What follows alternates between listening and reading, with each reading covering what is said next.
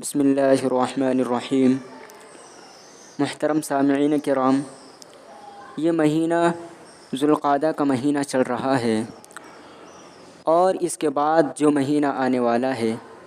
جو کہ عنقریب ہی شروع ہونے والا ہے وہ ذوالحجہ کا مہینہ ہے، اور ذوالحجہ کی 10 تاریخ کو قربانی والا عمل انجام دیا جاتا ہے۔ تو کیونکہ قربانی کے ایام بہت ہی قریب ہے اور ان دنوں میں لوگ قربانی کے جانور خریدنے میں مشغول ہوتے ہیں، تو اس لیے میں نے مناسب سمجھا کہ ایک بہت ہی اہم مسئلہ جو کہ قربانی کے جانوروں کے متعلق ہے اس کو آپ حضرات کی خدمت میں پیش کروں۔ وہ مسئلہ یہ ہے کہ قربانی کے جانوروں کی عمر کتنی ہونی چاہیے۔ تو دیکھیے، اگر آپ اونٹ یا اونٹنی کی قربانی کرنا چاہتے ہیں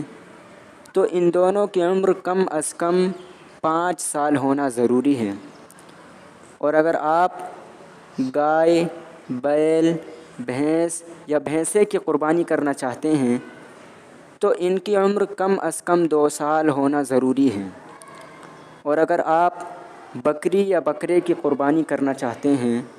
تو ان کی عمر کم از کم 1 سال ہونا ضروری ہے۔ اور بھیڑ اور دمبے میں تفصیل یہ ہے کہ اگر بھیڑ اور دمبا 6 مہینے کے ہوں لیکن دیکھنے بھالنے میں وہ سال بھر کے معلوم ہوتے ہوں، ان کا اندازہ یہ ہے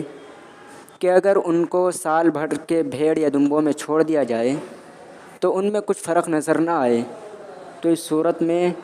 6 مہینے کے بھیڑ یا دمبے کی قربانی کرنا بھی درست ہے۔ اور اگر ایسا نہ ہو،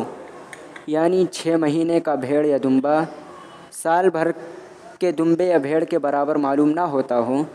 تو اس صورت میں پورے سال بھر کا ہونا ضروری ہے۔ یہ مسئلہ